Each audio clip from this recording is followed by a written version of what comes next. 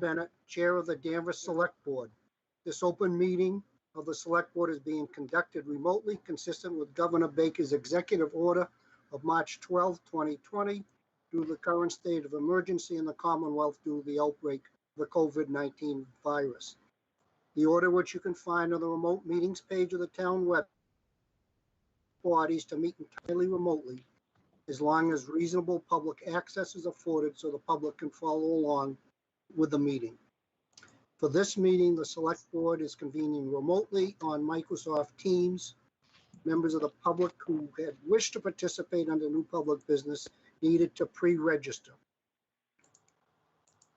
Please note that this meeting is being recorded and that some attendees are participating by video conference.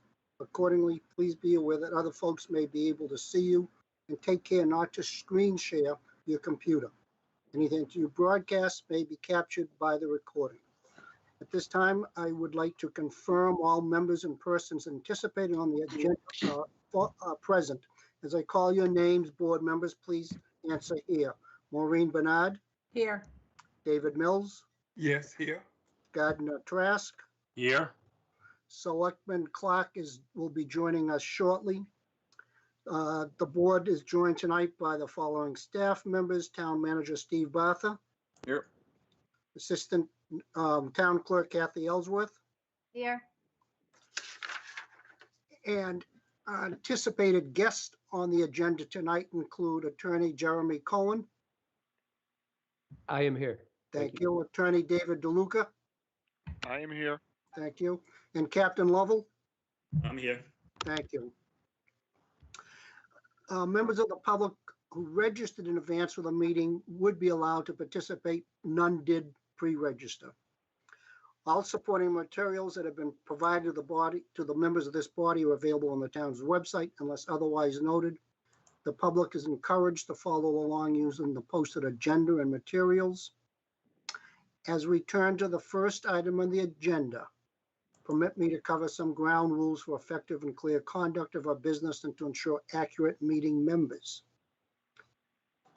I will introduce each speaker on the agenda. After they include remarks, the chair will go down the line of members, inviting each by name to provide comment, questions, or motions. Please hold until your name is called. Please remember to mute your phone or computer when you're not speaking. And please remember to speak clearly and in a way that helps generate accurate minutes. For any response, please wait till the chair yields the floor to you and state your name before speaking. On your screen, you will see a small hand icon. Is there one on this Microsoft, Gardner? Yes, it's up in the top row. Top row, thank you. Third icon over from the center.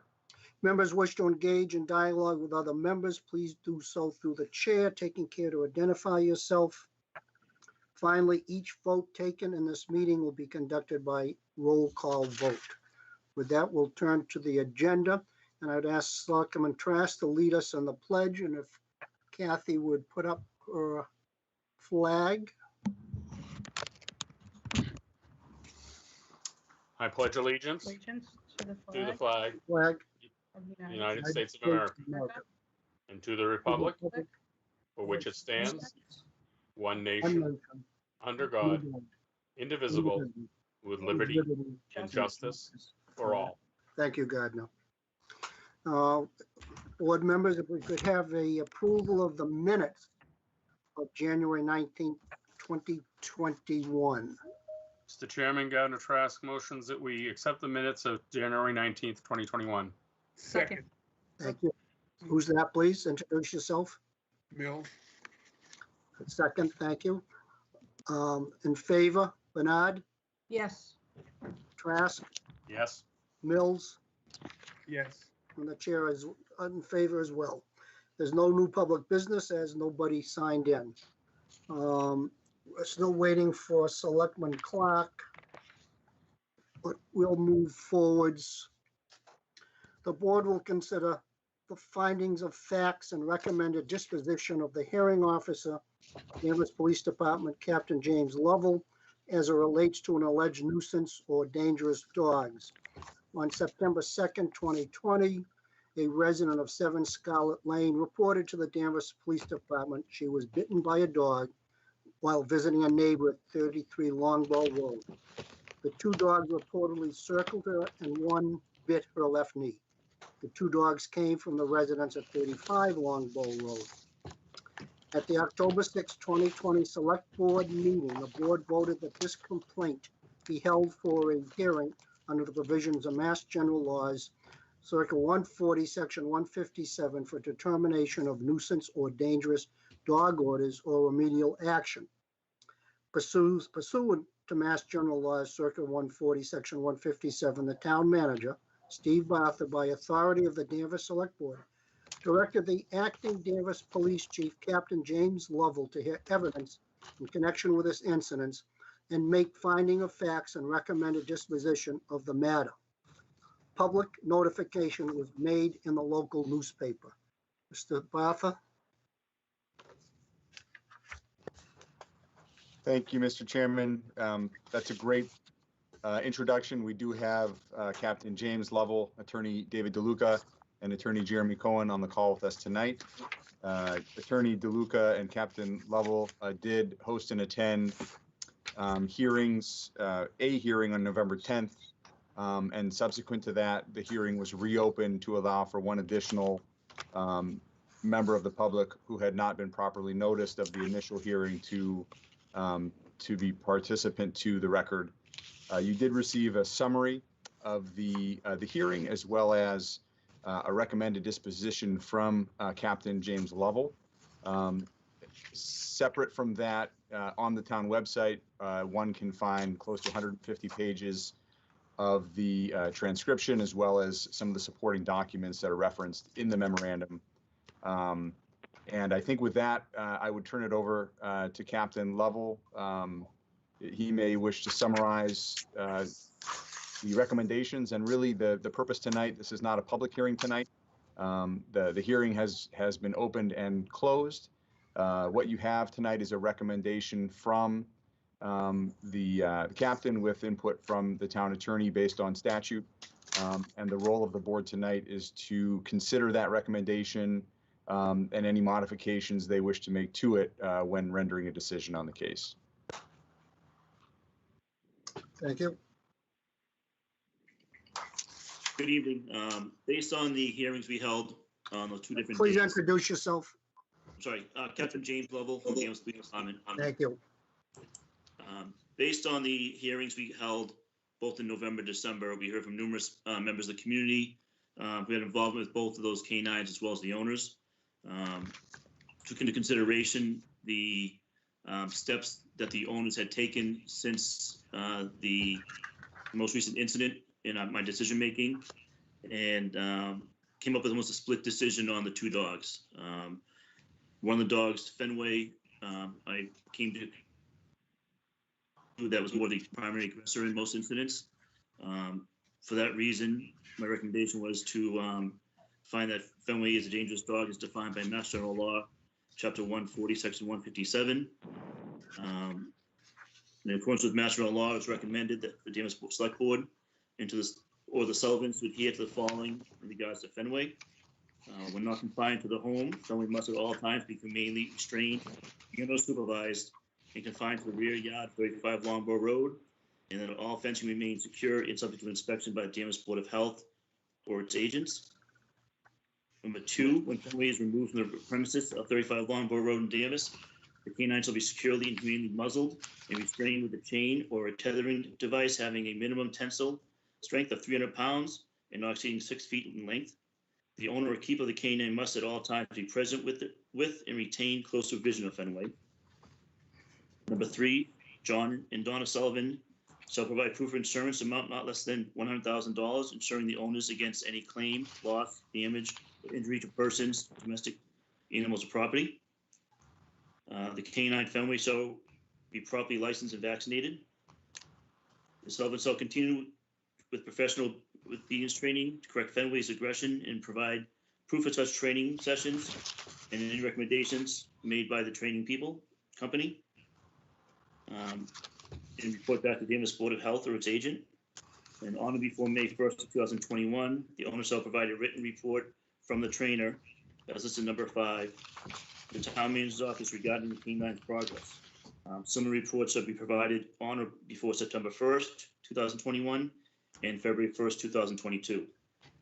Any violations disposition would be considered a violation of an order as defined in Mass General Law 140, Section 157H. That was regarding Fenway. The second dog, Brewski, based on the circumstances and the facts that were presented to us, I found that Brewski should be classified as a nuisance dog, as defined as Mass General Law 140, Section 157. This canine showed aggressive and menacing behavior, was only involved in one attack causing physical injuries. The level of aggression displayed by Brewski demands implementations and solutions that best assure that Brewski is properly secured. Again, therefore, in accordance with Mass General Law, it's recommended the Select Board order Selvins to adhere to the following in regards to Brewski. When not confined to the home, Brewski times be humanely restrained and or supervised and confined to the rear yard of 35 Longbow Road, and that all fencing remains secure and subject to inspection by the Danvers Board of Health or its agent. When Brewski is removed from the premises of 35 Longbow Road, Danvers, the canine will be securely and humanely muzzled and restrained with a chain or a tethering device, having a minimum tensile strength of 300 pounds and not exceeding 6 feet in length.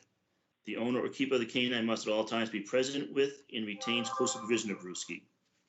John and Donna Sullivan shall provide proof of insurance in amount less than $100,000, ensuring the owners against any claim, loss, damage, or injury to persons, domesticated animals, or property.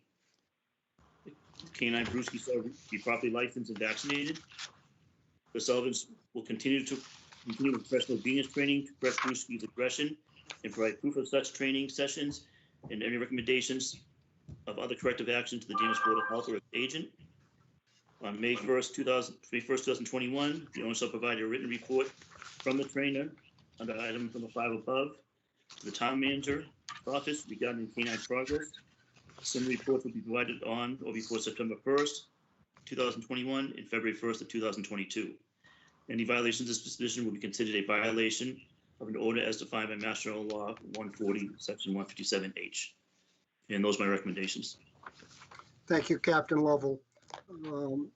We'll go to the Select Board for questions or comments. David Mills?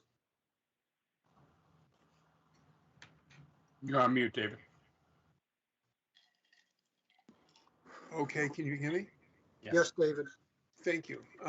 First of all, I would like to commend Captain Lovell and I assume David DeLuca and whoever else went into making this process such a fair and beautifully documented one. Great work. Makes me proud of the due process that has been accorded to these two dogs, and also just the great work of our administrative team. The second thing, I think that the recommendations, I'll go along with the recommendations. I think that they're very fair. I think that they're very well articulated. What concerns me at age 78 and with the people in my age bracket in this town, we are very careful about spending money, and we don't like to pay for someone else's hobby, boats, dogs, cats, or dental care. And the owners of these dogs should be required to reimburse the people who complained, who were injured, and also the town for the cost of going forward with this and the cost going forward of the probation that the dogs are under with the supervision of the Board of Health. This should not be a cost borne by everyone. It is the responsibility of the pet owner, and God knows I've had them my whole life and couldn't live without them, but I don't expect anybody else to pay my vet bill. Thank you. Thank you, David. And just a comment, we're asking the owners and the trainers to do the reporting back to the town. We're not asking the Board of Health or anyone else to get these reports. They're to come to the town manager's office from the owners and the trainers. Okay, and I thought that I had read something when I read the full document. I thought that I saw something about supervision from our representative of the Board of Health. So I misunderstood. There may have been something, I know there was in a previous hearing, but as Captain Lovell laid out the 7 instances, the last Number 6 is to have the owner provide the written report to the town. I think that's fair. Okay. Okay, David, do you have something you want to, DeLuca, you want to add some comment? We see you now. Yeah, If I may, Hang up the phone.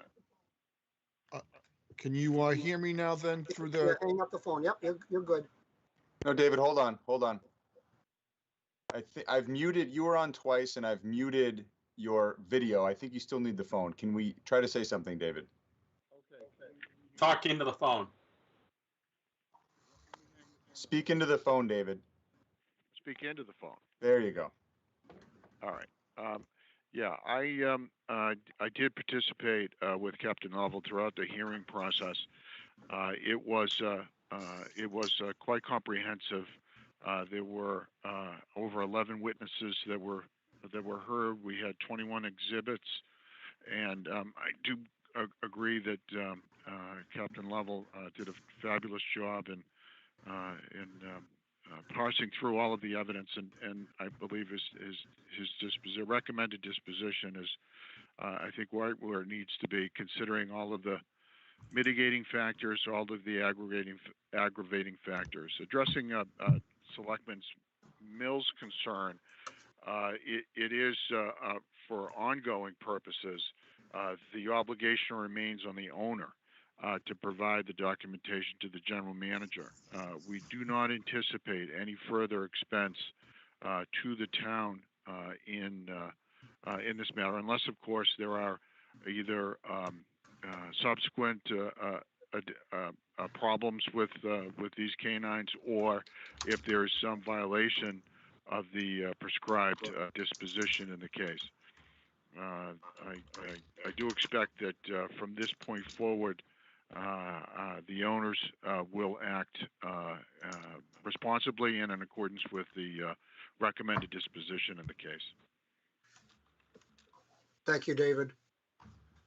Gardner Trask, comments, Thank you. questions? Yes, Mr. Chairman. I did too also read the documentation we received before the meeting, as well as the hard copy of the summary. I read the entire report, including the exhibits that were presented, including the actual transcript as described by a professional transcriptionist. And I am in general agreement with the two dispositions, but I do have a question. Are there any outstanding medical bills? Not that perhaps Captain Lovell may respond as well, but this is Attorney DeLuca on that matter. We did ask in the course of the hearing, and I don't recall that any of the witnesses did have any medical bills that are outstanding or to be presented in this case. Captain Lovell, is your memory consistent with that? That is correct. I believe in all instances that I remember going through, the Sullivans had offered to pay for any medical bills associated with any treatment. Okay, I'm looking for consistency. We don't have many of these. I've only been in 15 years, only had an experience with one other of these cases, and that was an issue in that other case. So I'm just asking the general question to make sure that's not a factor here. I will say that I don't see any in the recommended dispositions, which I think are great. I do not see any difference between the nuisance dog disposition and the dangerous dog disposition. Did I miss a nuance or something that was different? Or are they basically the same disposition actions? I could speak to that briefly, Selectman Gardner. It really is a legal distinction between a nuisance dog and a dangerous dog. A dangerous dog, as prescribed by statute, there are a number of remedies to be deployed. With a nuisance dog, there actually is a greater degree of flexibility in the disposition of that sort of finding.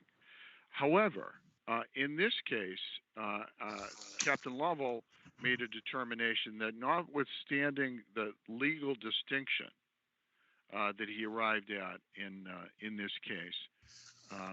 That the disposition as to the two dogs, that is the treatment, if you will, of the two remain consistent. And a lot of that, I think, and Captain Lovell can confirm, has to do with the factual basis and the surrounding. Both of these dogs exist on the same family setting. There was a long history of the fact that they have lived together for the entire time, and they go from one household to another.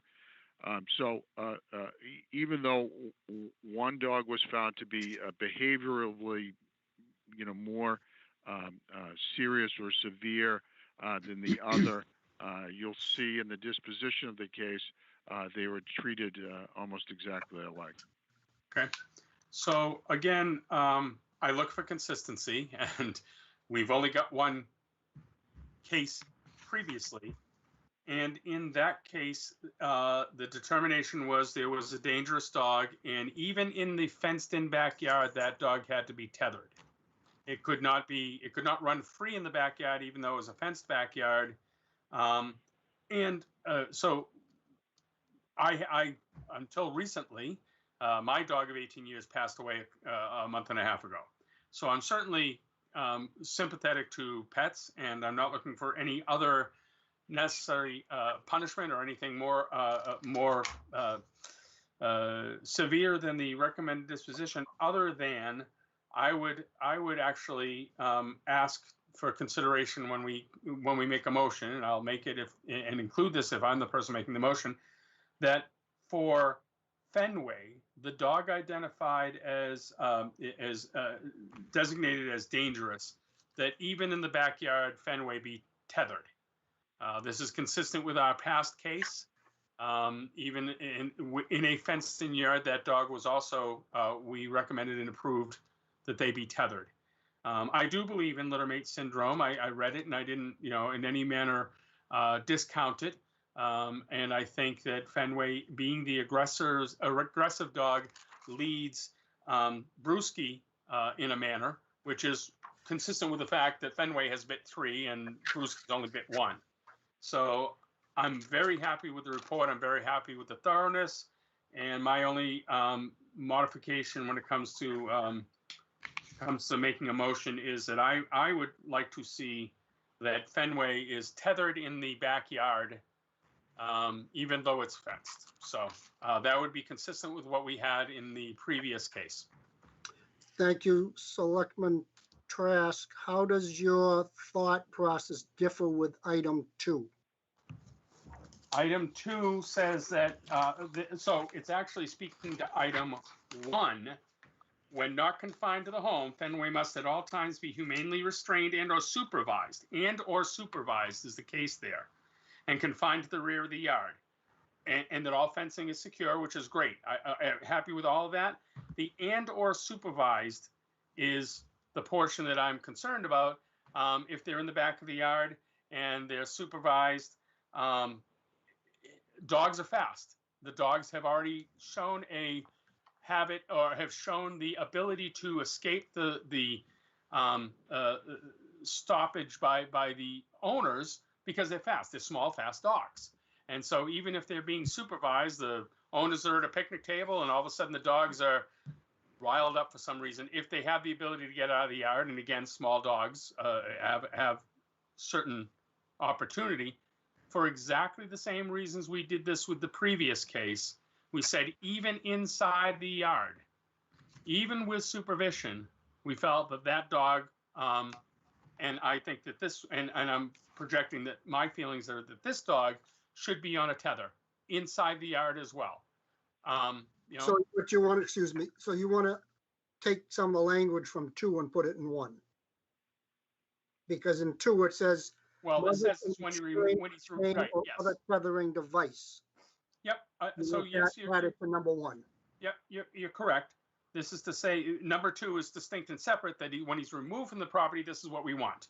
And yes, I would suggest that yes, when if you were to, I'm trying to mark it up now, but this case, even in the backyard, and or supervised and securely and humanely muzzled and restrained with a chain or other tethering device.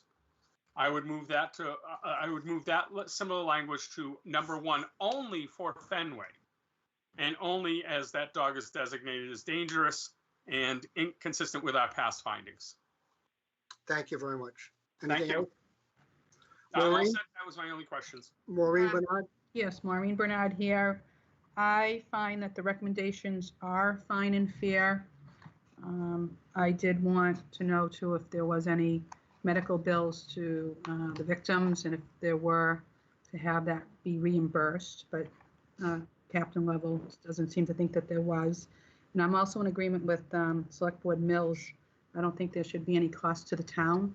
So if there's any cost, I'd like to see some kind of a reimbursement. And then the ongoing documentation from the owner, we just want to make sure that we do receive that in a timely manner. How often are we going to be receiving that? I know it's going to, maybe they'll get that information from the trainer and then they'll provide it to us. So we want to make sure that we're watching that documentation. Otherwise, I'm fine with everything else. Thank you. So, any other comments or questions from board members? David, are you all set? I'm all set, Dan. Thank you. Thank you. And Maureen just spoke, and Gardner, I believe you're all set with the changes you're going to make. So can we have a motion from a member of the board? Identify yourself. Mr. Chairman, in fairness, should I make the motion now and have discussion? I believe Attorney Cohen would make the motion. We'll have discussion. We Thank can hear from Attorney Cohen if he wishes. Thank you. Mr. Chairman, I move we accept the recommended dispositions for Brewski as presented. Further, I make and my motion also. Why don't we do one dog at a time? Great. So, Mr. Chairman, I move, this is Gardner Trask, and I move we accept the recommendation for disposition, the disposition as recommended by the chief. Thank you. Is there a second? Second, Bernard. Thank you. Any further comments? We'll take a vote. Dan, if I could, making that motion and voting as we do, I still don't have a sense that the town would be reimbursed for the costs incurred by the town for going through with this hearing, the cost of a stenographer, and all of the other related costs. And I do not believe that the town should be responsible for that. The individual pet owner should be. And that, I think, would have to be encompassed somehow in Gardner's motion in order to have that. If anybody agrees with it, if anyone agrees that that should be, and if no one agrees, that's okay. I'm not going to push it. So, David, and I'll ask the town manager to speak in a moment, but this is part of the process for the town to take when there's a complaint on a dog following Mass General laws. And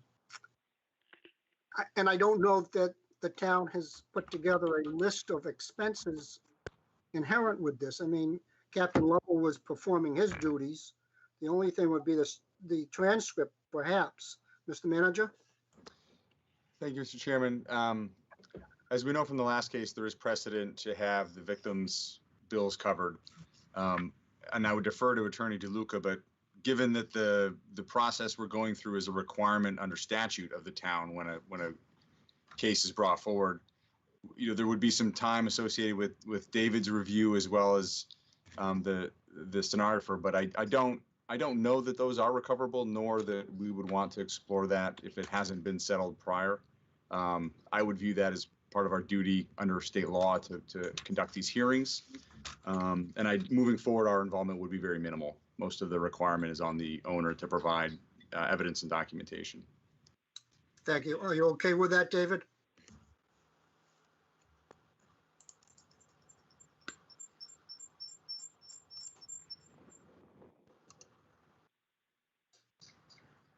David Mills? I'm sorry, Dan. I thought I was unmuted. I think that the town manager's sense of that is very good sense because it is a requirement of law. No, people in a court don't have to pay for the judge and the janitor. Okay, they're there because that's the system that we have. It still troubles me that when people don't attend to their own property owners, like I have a dog, that everybody else has to pay for this kind of expense. But I think that the town manager's sense of it is correct. Thank you very much. So we have a motion and a second. I'll call a roll call vote. Maureen Bernard, Yes. David Mills, Yes. Gardner Trask, Yes. and the chair is yes as well. Thank you. Now we'll go on to the other dog, please. Mr. Chairman, this is Gardner Trask, and I motion that we accept the recommended disposition with the following change, that under item 1, Fenway must be at all times be humanely restrained and be securely and humanely muzzled and restrained with a chain or other tethering device having a minimum tensile strength of 300 pounds and not 300 pounds. I am not putting the 6-foot length on there. I think he could be on a run. That's fine for me. So that is my motion. Thank you. Is there a second? Seconds, Mills. Mills, second. Thank you. Before we take a vote, Attorney DeLuca, did you have any comments on the change? No, I do believe it's within the scope of the recommended disposition in this case. I do understand Mr. Trask's concern about consistency, though I'm sure everyone on this board and other boards do understand we do have to manage things on a case-by-case basis. In this instance, if Fenway has been found to be dangerous, and that I would point out that all of those instances were when these dogs were off the property. There was never any evidence of any problem, except for an incident where it occurred on the porch of the premises. There was never any evidence of a problem at the rear of the property or any facts that would support that. I would again just caution the board relative to the recommended disposition. This was a very well thought out process, and while I do think that the board has some ability within the scope of that disposition, I would caution the board about veering from this just based on prior cases, since, as we all know, cases differ on a case-by-case basis. So with that, I think there still is some further discussion from counsel in the case. Thank you, Attorney DeLuca. Attorney Cohen? Thank you. Just briefly, I appreciate that Attorney DeLuca pointed out that every case is different. And when we were before you with Nika is a pit bull and this is a dachshund. The only consistency required is that you follow the law. And but once again, like what happened in the Nika case, not accepting what the police recommended could lead to a problem. And here's what I mean. By deeming Brewski a nuisance dog, the board has at its disposal anything that falls under the phrase and whatever they want to do to ameliorate the cause. And under that is certainly training. When you deem a dog a dangerous dog, you don't get to order training. And I felt that the smartness here by Officer Lovell was that by deeming one dog dangerous and one not, they're both going to get the training. And so we were going to be fine with that. But I can tell you that the law does not allow you to order training if you deem the dog dangerous. So what I'm willing to say is under number 2, that where you want to add the dog has to be on it sounds like you want to add the dog has to be on a leash and muzzled when in the yard. I'd be satisfied with tethered in the yard under number 1, moving it up to be tethered in the yard. Okay. And off property, The rest remains the same. I'm simply asking that in number 1, that it say, Fenway must at all times be, when not confined to the home, Fenway must at all times be humanely restrained. It says, and or supervised and confined to the rear yard. I'm satisfied with all of that except for and or supervised. I want it to be extended to be on a tether of the appropriate strength. okay. Now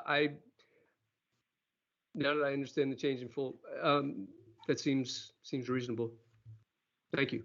Thanks for the time. Thank you, Attorney Cohen. So at that point, the attorneys have spoken. We have a motion.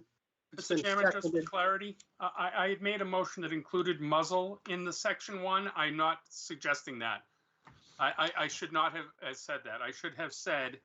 So maybe the town clerk can read back your motion. Is that possible, Kathy? I can give it a try. Thank you. Okay, so item 1, from what I'm hearing here, is that when he's not confined to the home, Fenway must at all times be humanely restrained and securely restrained with a chain or other tethering device in the rear of the yard of 35 Longbow Road. Is that how you understand that, Gardner? Yes. So the actual language would come from item 2 and it would be restrained with a chain or other tethering device having a minimum tensile strength of 300 pounds. That's it. It can be a long run. It can be whatever it is. And I don't expect the dog to be muzzled in the backyard.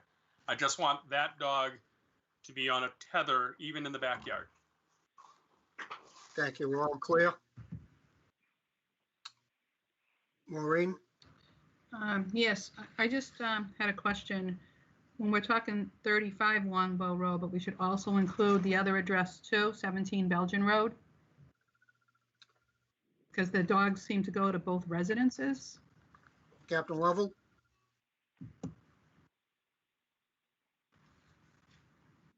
So we specified 35 Longbow Road based on the complaint that was filed and the fact that we've never had any complaints from the other address, which was, I believe, 17 Belgian Road. So we limited to the address where we received the complaints and the issues. Like I said, as this time, we've had no issues reported from the other address. Thank you, Attorney DeLuca, on that issue.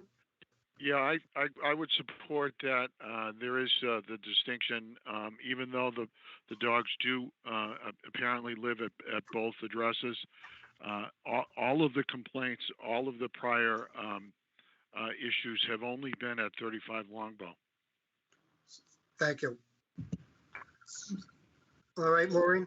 Sorry, so my concern is how much time does the dog spend at the other residence? If the dogs are deemed, recommended these dispositions, shouldn't it, when it's visiting or staying overnight at the other address, the dog's not going to change its personality. I feel that it should apply to both residences, or maybe add language in there when at 917 Belgian Road, the same applies. Maureen, if I may, I think if you read number 2, when the dog is removed from the premise of 35 Longbow Road, wherever they go, they need to be humanely muzzled and restrained with a chain. So that would apply at that address as well. Okay. Mr. Chairman? Yes. But Maureen brings up a point that I'd like to ask clarity on. The way I read the recommended disposition, it relates to Fenway and Brewski, not Fenway and Brewski at an address. So, and I would not wish this on anything, but if a incident happened at the other address, would it be considered strike one, for lack of a better terminology, Or is it that it's a continuation of these findings because these dispositions don't specify that it's Fenway at an address? And I think that's a legal distinction. I'm just wondering if that's the case. Either Captain Lovell or Attorney DeLuca want to comment? Yeah, I could try and speak to that. If, for example, at 17 Belgian Road, the dog is found unrestrained while confined, if that has a backyard area, we as Chairman Bennett just clarified, anytime they're off the premises, these conditions apply. However, on private property at 17 Belgian Road, let's consider the four corners of that property. On the other hand, if there were an incident that related to that address, then clearly it would be prosecutable, for lack of a better term. And we certainly have a record of problems with both of these canines. And if there were further hearing on a new incident at that address, then the likely disposition from that would be something that would be more severe than what you see recommended here. Okay. Thank you. Anyone else? Maureen, you have your hand up? No. Thank you. All right. Any other questions? I don't see anybody's hand up. So at this time, we'll take a vote on the motion as read and confirmed by the town clerk. I'll take a roll call vote in favor of the motion. David Mills? Yes. Maureen Bernard? Yes. Gardner Trask? Yes. And the chairman is yes as well. Thank you. So that concludes this matter. That we accepted the findings of fact and recommended disposition of our hearing officer, Captain James Lovell, as it related to the alleged nuisance or dangerous dog situation. Thank you, Captain Lovell, Attorney Cohen, Attorney DeLuca, for participating tonight and helping us with our deliberations. Thank you. Thank you all for the time. Thank you. Thank you. Have a nice evening. Thank you, Jamie. All right, we'll go to number 4. The town manager will report to the board on various items of interest. Steve? Thank you, Mr. Chairman.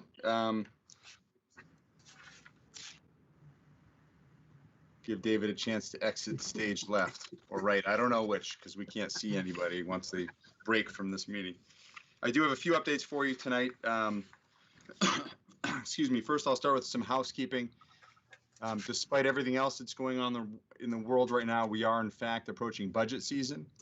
And I spoke earlier today with the chair about some potential dates looking ahead, and I thought we should start tonight by having a brief discussion about those to see if there are any dates that will or won't work.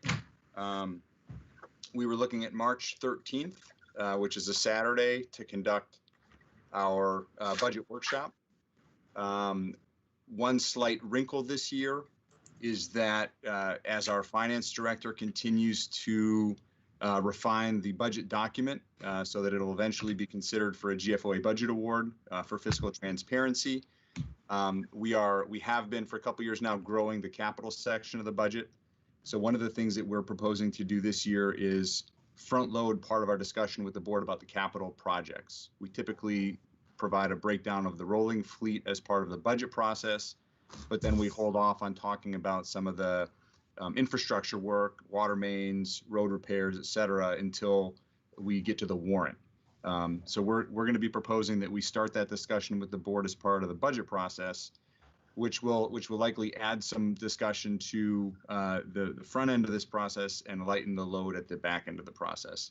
What that will allow us to do is build out that capital section as part of the budget so that the document that ends up in the hands of town meeting and others will include a fuller picture of our spending plan, and people won't have to reference both the budget and the warrant booklet, months later when we're into the budget process. So we're eyeing the 13th of March for our budget and capital overview. And then Tuesday, April 6th, which is a regular select board meeting, is when we would plan to review the warrant. What month is that? Tuesday, the 6th? Of April. Of April, thank you. Of April, yes. Yep. And then the second wrinkle this year, typically we review the budget with the board, and then we review the budget with the FinCom, and then we review the warrant with the board, and then the warrant with the FinCom. And we're going to try to arrange it this year so that we'll do the budget review with the board in mid-March and review the warrant at the beginning of April. And then we'll pivot and present the budget to the Finance Committee the week after the board hears the warrant.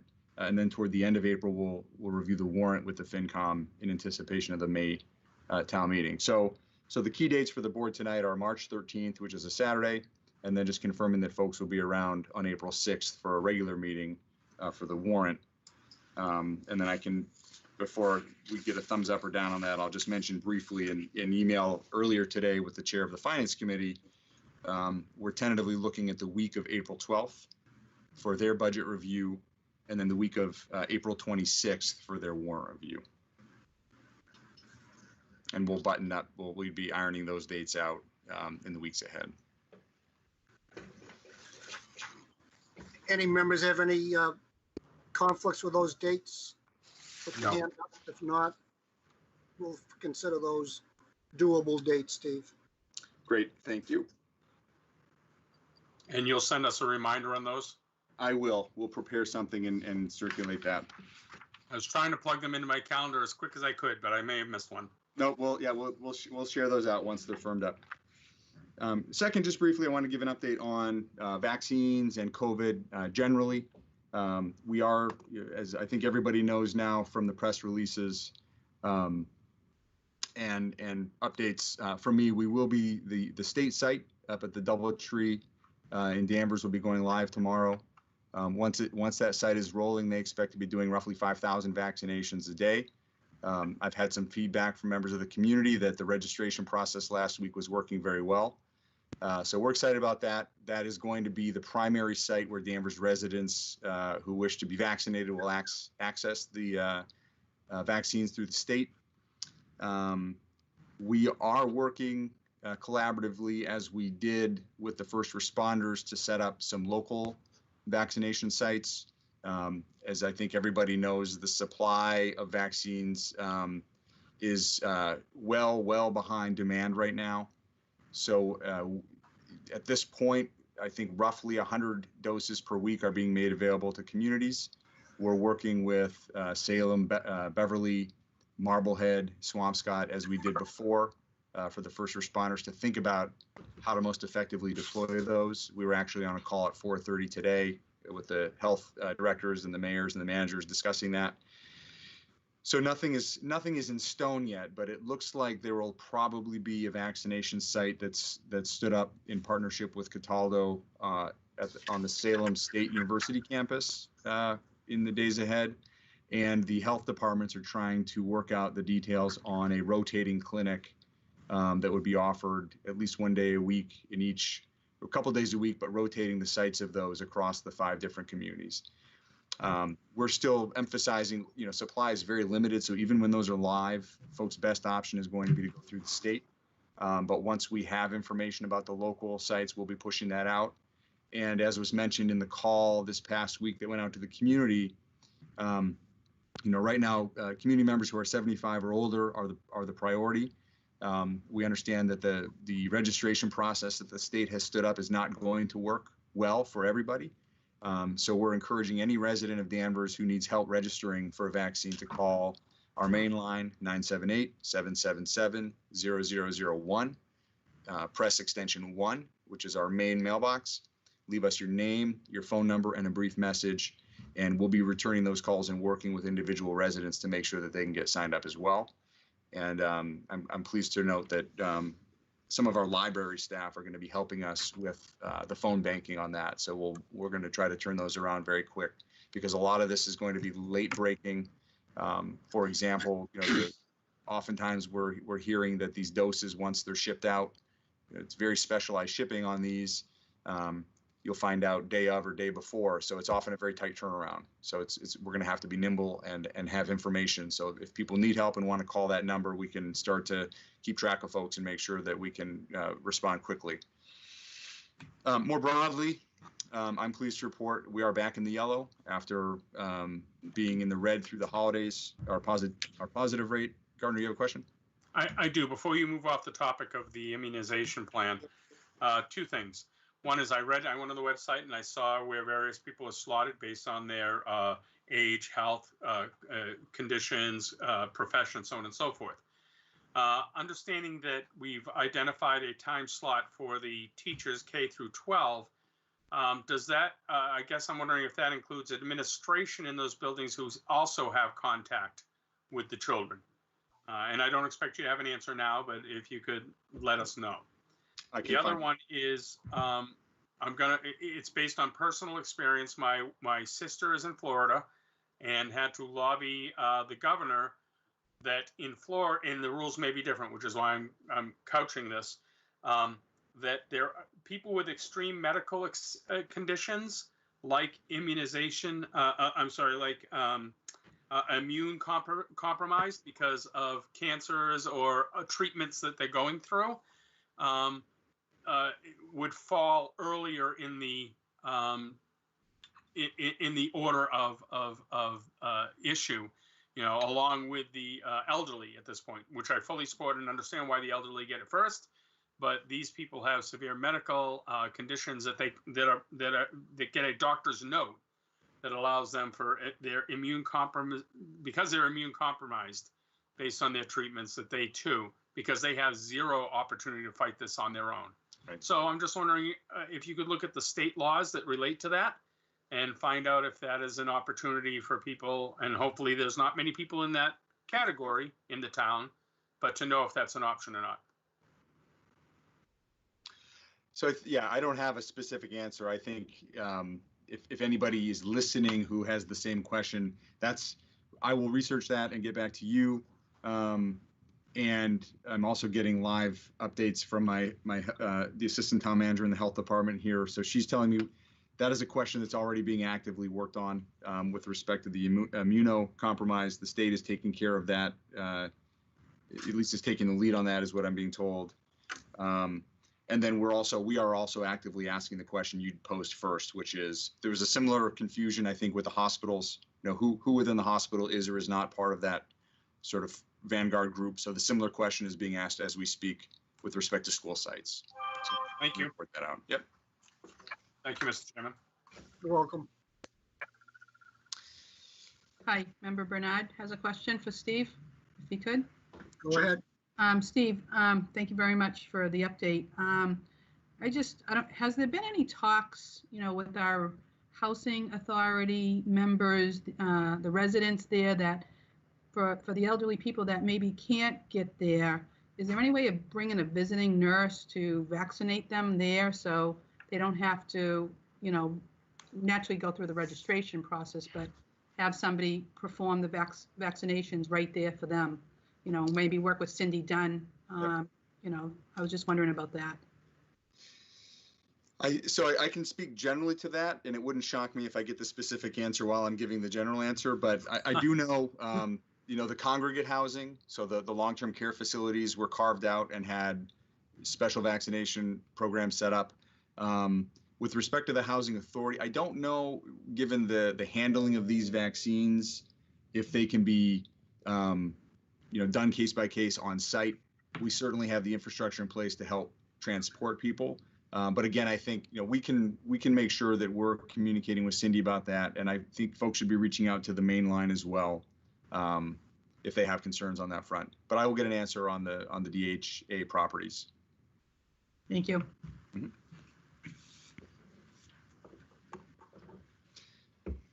Yeah, and just as a quick follow-up to that, what I'm getting in real time here is that the folks who are homebound and housebound with limited mobility is something that is under review as well. So that would certainly that would be the category we're talking about. Thank you. Mm-hmm. And just briefly then, on the kind of generally speaking. So we are down. Our positivity rate is back below 5%. We were up at around 7.5% coming out of the holidays. So we've seen that drop steadily the last 2 weeks. We're down to 4.6% locally, which puts us back into the yellow. We have 105 active cases as of January 29th, which is down from 191 just 2 weeks ago.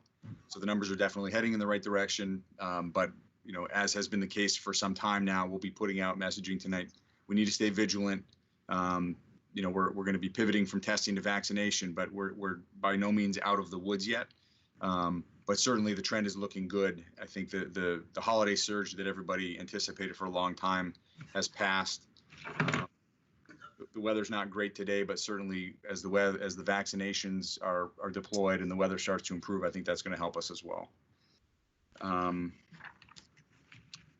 So I think that was it on the vaccination front. The last update I wanted to give the board broadly, I had emailed out late last week or mid last week updates on a number of moving parts on the personnel side. So I wanted to summarize for the board and provide some updates and anybody who's listening. So we're well aware of the transition that's taking place in the police department. This transition was underway before the tragic passing of Chief Ambrose, but we are working with the civil service to try to get assessment centers scheduled, because we will have we'll obviously be appointing a new chief, but there will also most likely be vacancies created for upward movement behind the chief. It will either be a captain, one of the two captains, or one of our lieutenants by law will be the next chief, which will create opportunities most likely at the captain level. But so that's a lengthy process. So that process is underway. We got our first document back from the state today, sort of generally approving our request to conduct the centers, which is part of the statutory process. Best case scenario, probably mid-April, we would be hosting the assessments. It could take longer than that, depending on turnaround times. But as you know, Captain Tansey is serving as our acting chief currently. Captain Lovell held that post for several months last fall when Chief Ambrose was out injured. And time in the role is a major criteria that the civil service looks at. So we would like to keep that balance between the captains to put them on equal footing as they enter this process. You also are aware, Library Director Alex Lent, his last day was January 22nd. Our longtime Assistant Library Director, Jen McGeorge, was appointed acting director by the trustees, and I had a conference call last week with the chair and the vice chair. We will be assisting them later this spring, as we've done in the past with the recruitment process to help them fill the library director position down there. Jen is very capable. She's held this position before. We've worked very closely and very well with her in this role. We have a budget team meeting set up for next week that she'll be joining us on. So we're not expecting that to be bumpy in any way, shape, or form. I had mentioned in the email last week, our chief assessor, Steve Poulos, has been recruited and accepted a position to become the next finance director for the town of Marblehead. I'm sad to see Steve go. He came on board.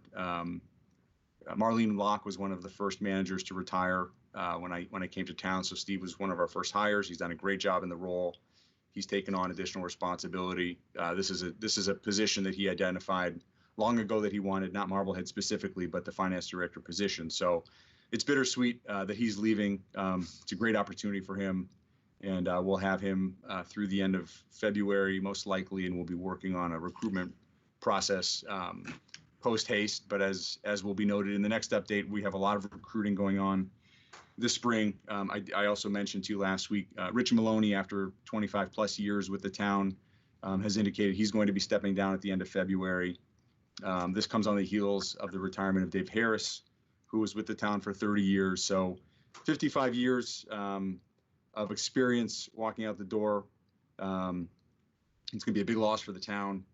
I've had a series of meetings with Rich, as well as some of our collective bargaining units and other departments that are affected by this. And we're working feverishly to make sure that all of the duties that are covered out of that office, some by law, some by choice, remain. We put together as much continuity as we can. So I will look forward to giving a kind of a detailed report to the board in terms of what we think the functions down there will look like moving forward. It's a big loss. I'm sad to see Rich go.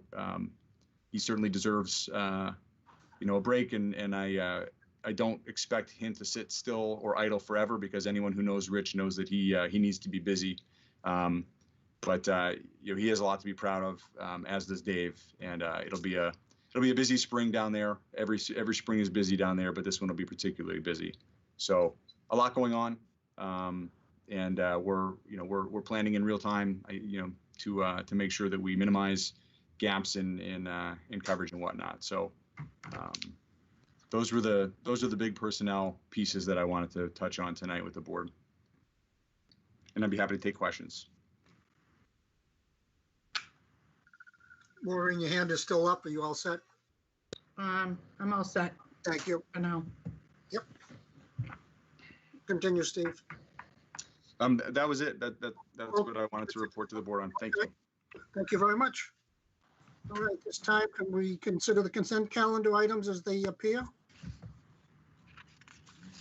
Mr. Chairman, I move, this is Gardner Trask, I move we accept the consent calendar as presented. Thank you. Is there a second? Second, Bernard. Thank you. We'll take a roll call vote. David Mills, Yes. Gardner Trask, Yes?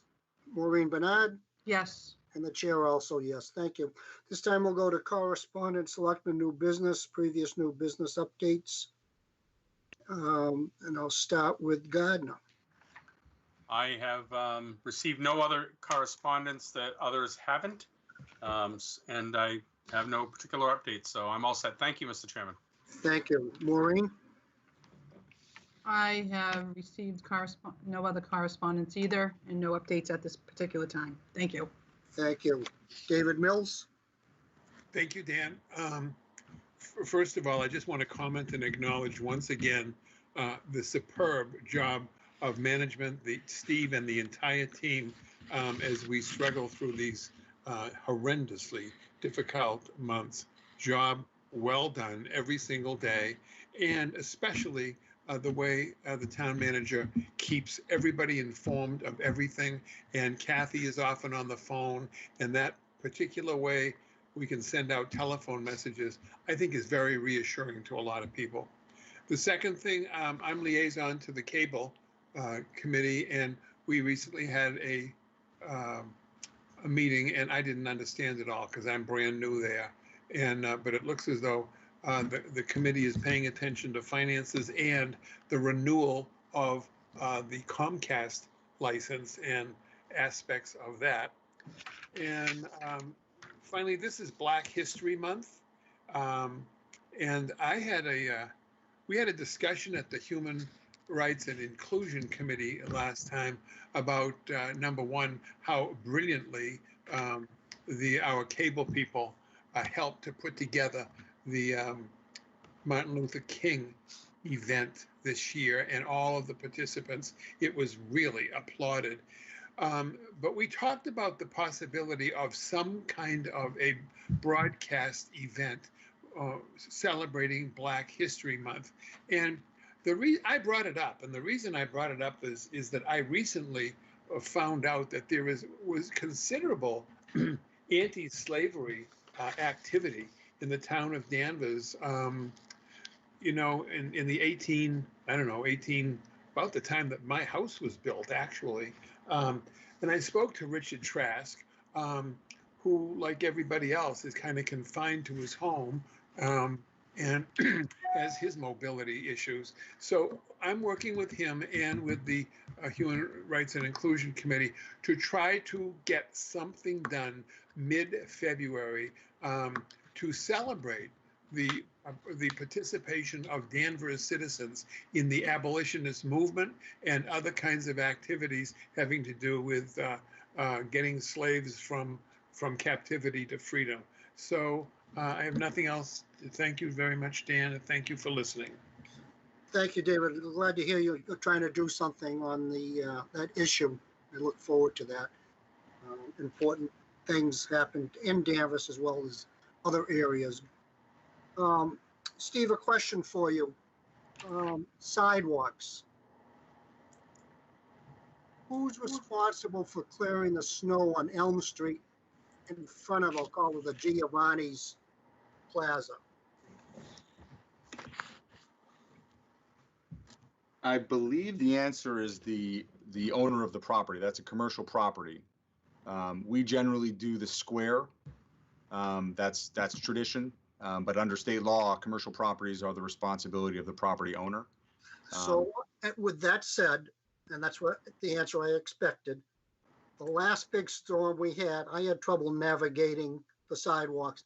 And I got a call the other day from a resident who had trouble, her and her husband, navigating that area. They do the driveways, they throw the snow all over the place, and they do not clear that sidewalk. I'll make a note, Dan. We'll follow up tomorrow morning. I'll talk to DPW and we'll have a conversation. I know in certain instances, if we're throwing massive loads when we do the corners in the streets, we might work something out, but we'll get an answer to that. Okay. Yeah, thank you. Appreciate it. This week I get an email from a resident who's very interested in the Human Rights and Inclusion Committee. So I think in March, first March meeting, we'll get to hear from some of the applicants and we'll be able to make some appointments. Is that correct, Steve? Yes, I think currently we have 3 vacancies. There's no firm number on that committee, but 11 is in discussion with D. Joko. That's kind of the sweet spot.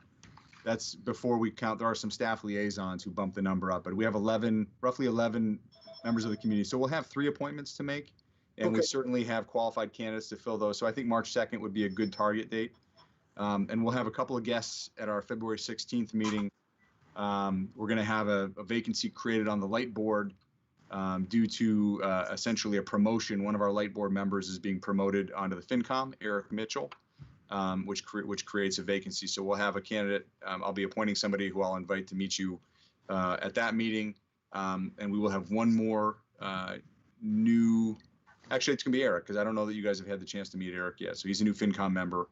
And even though that's not a select board appointment, we like the practice of bringing new committee members to introduce themselves and have a chance to meet you guys. Great. Appreciate that. Okay. With that, if there's no other business to come before the board, please thank your veterans and stay safe. Hopefully you fall into line to get your shot quickly. Look forward to that. I think we'll be in group 2. So I'm looking forward to that. And with that, good night, Danvers. Meeting adjourned. Thank you. Good night. Thank you. Good night.